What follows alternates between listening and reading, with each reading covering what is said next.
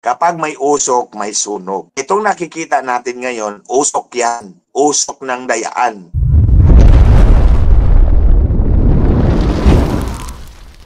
Bakit ko sinabi na hindi pwedeng kaligtaan yung duplication? Hindi pwedeng makaligtaan yung duplication. Bakit? This is an election where numbers must be definite and specific. You cannot allow for a duplication or a reduction. Di ba? Hindi pwedeng mangyari na mag-reduce yung bababa yung numero ng na-publish na boto or babago dahil na-duplicate.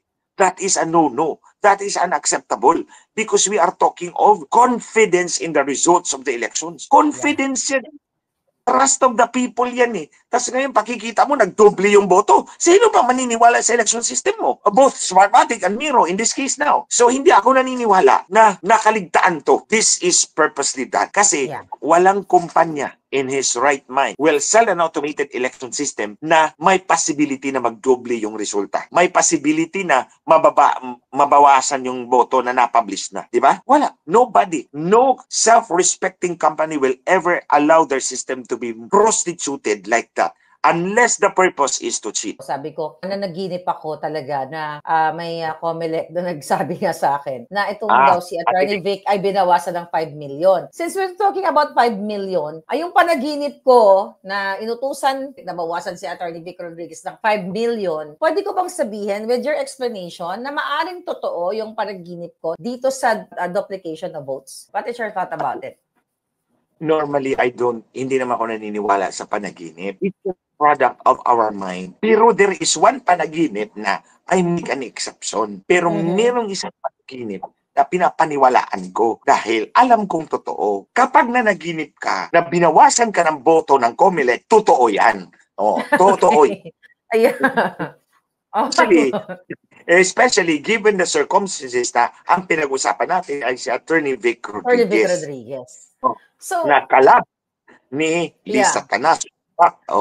Ni Bruja. So if that's the case, with yun yung pinag-usapan natin, tinitignan si Attorney Vic Rodriguez as 8,237,899 votes. So since pinaniniwalaan mo yung panaginip ko dahil nga we're talking about pandaraya sa election. So let's say for example, kung totoo yung panaginip ko at idagdag natin yung 5 million votes. Okay? Ay 5 million na based on my panaginip na ninakaw nila o binawas nila, dinagdag sa iba. So magkakaroon ng plus 13,237 si Attorney Vic Rodriguez. Then ang mangyayari, tignan natin ngayon yung boto nitong number 12. So kung magbe-base tayo dun sa panaginip ko, pasok si Attorney Vic sa malalaglag si Amy. Yes, right? Malalaglag si Miss Mangga. Si Mangga. Oh, yeah. Since 13 million, kung totoong binawasan siya, papasok si Attorney Vic dito sa it's either 10 or 11, right? Number 8, 10. Si number 11 magiging 12. Si number 12, si Marcos, malalaglag. To number 13. Yes. Di ba? Nakita mo yung pagkakaano. Ayan, no? Ngayon, ang tanong ko sa'yo, dahil naniniwala naman kami sa'yo na yung dinidiscuss mo about dayaan, di ba? I hope naintindihan ng ating mga kababayan. Ulitin ko lang. So, kung totoo yung panaginip ko na binawasan si Attorney Vic ng 5 million, pasok siya talaga.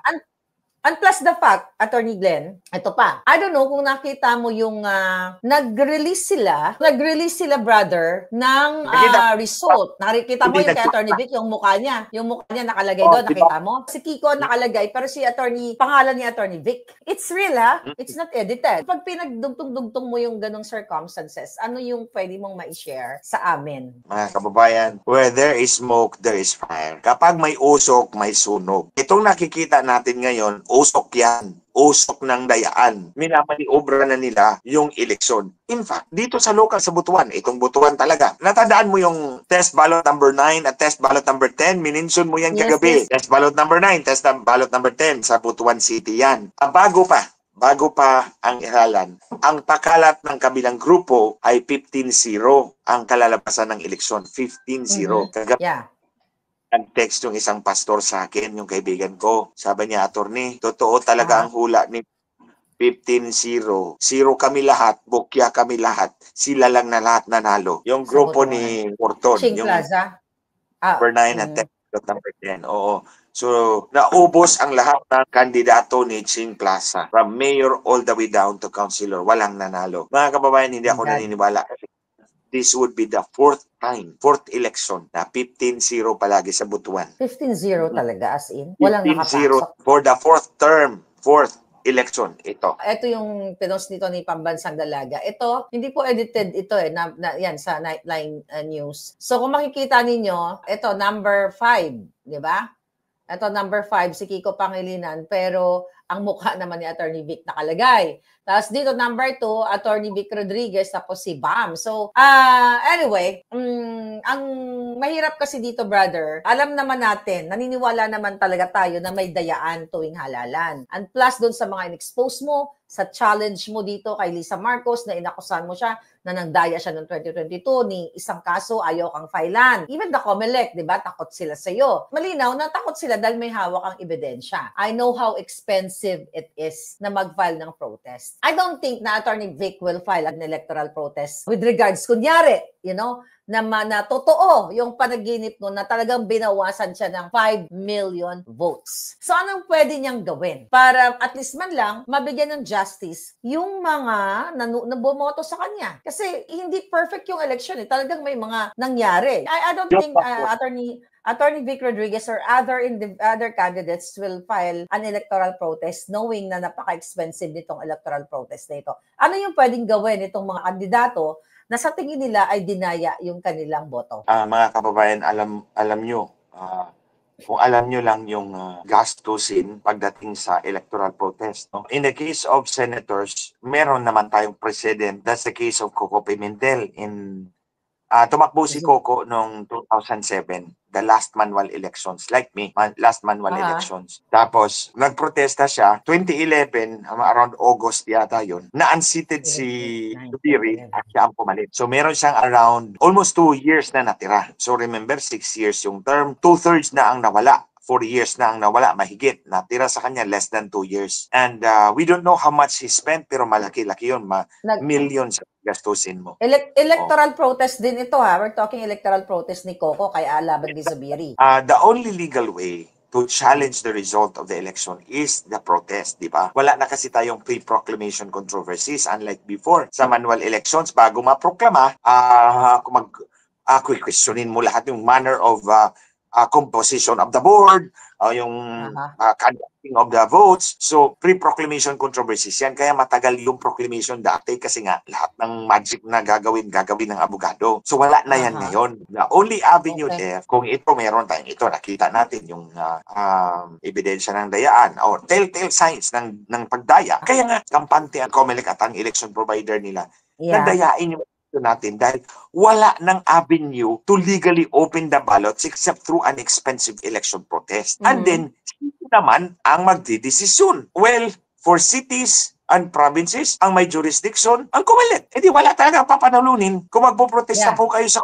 huwag na lang po kayo magprotesta kasi hindi naman kayo papanalunin. Kahit anong mangyari, kahit pabuksan yung balutan nyo, hindi kayo papanalunin. For contests in cities, mayor, government, provinces, so, dyan yan sa COMELEC. Kung congressman, doon ka sa HRET, House of Representatives Electoral Tribunal. In the case of the Senate, sa Senate Electoral Tribunal. So, yun nga, sabi ko, in recent memory, si Coco lang ang nakalusot. But I believe that was also, may politika yun, may halo yung politika at that time.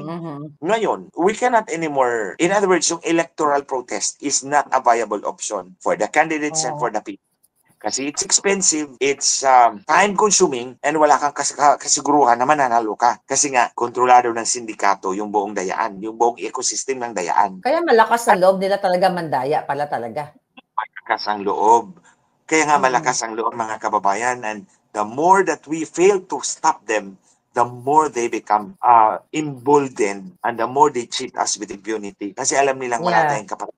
And unless we're able to arrest this slide in our democracy na dinadaya yung boto natin. Going to the question ni Ate Claire, anong magagawa natin? Hindi natin kaya yung electoral protest. Sa mga kandidatong sa tingin ninyo ay dinaya kayo, ang payo ko talaga sa inyo is kunin ninyo, i-request ninyo sa COMELEC yung audit log ng mga machines, voting machines, at yung audit log ng canvassing server dyan sa munisipyo ninyo. And then you give it to us so we can analyze it. Or kung meron kayong COE, certificate of canvas, ipadala nyo sa amin. Pwede nyo ipadala kay Ate Claire, padala nyo sa amin and we will go over it to check for statistical improbabilities. So yun Yeah. yun. Ito yung magagawa natin mga kababayan. Statistical improbabilities. For Yun example, ang kandidatong nanalo ay constant yung ratio ng boto niya bawat presinto. Palagi siyang nananalo ng 200, 200, 200, 200. Tapos yung kalaban na nanalo ng 50, 40, 50, 40, ganun. Pwede nating makita yan. At kung makakita tayo ng pattern, that is already evidence by itself. So hindi na natin kailangang buksan yung balota. If we are able to show overwhelming evidence, then that's the time we should really rise up and put a stop to this shenanigans ng COMELEC. Ang payo ko sa ating mga kandidato, Kandidato.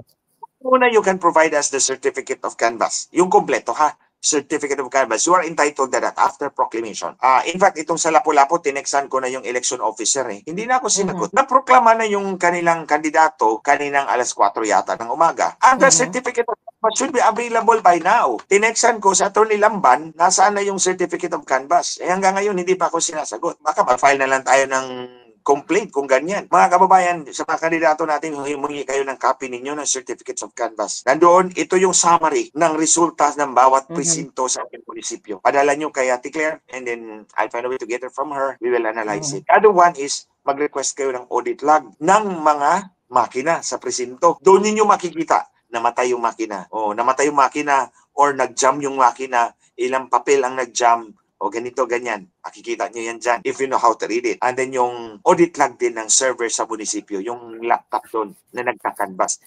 Ibangga natin yan para makita natin yung ebidensya. And then when we are able to get this, we will disclose this to the public. Ang tanong, ibibigay ba ni George Garcia? Ang giit ninyo dyan, this is a public document. This is a public document, an election document. You give it to us because we are stakeholders. And we have the right to this kind of information. Kasi pag hindi naman binigay ng COMELEC, alam nyo na mga kababayan na ayaw nilang makita yung dayaan.